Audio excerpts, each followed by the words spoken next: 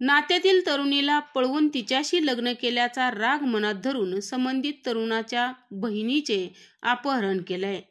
तसेच तिला विवस्त्र व अमानुष मारहाण करून तिची ध्वनी चित्रफीत समाज माध्यमांवर प्रसारित केल्याची निंदनीय घटना लोणी काळभोर पोलीस ठाण्याच्या हद्दीमध्ये घडली आहे।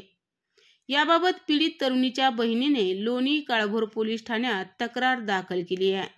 या प्रकरणी लोणी काळभोर पोलीस ठाण्यात 6 जणांच्या विरोधात गुन्हा दाखल करण्यात आलाय। या प्रकरणामुळे परिसरात संतापाची लाट पसरली आहे।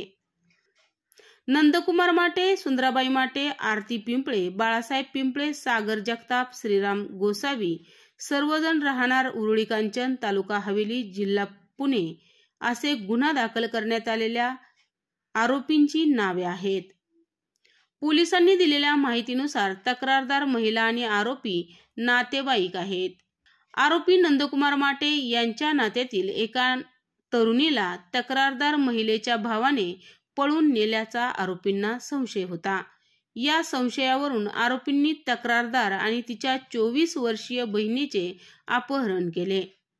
माटे यांनी नात्यातील तरुणीचा ठाव ठिकाणा विचारला, मात्र ते सांगण्यास दोघींनी ठाम नकार दिला।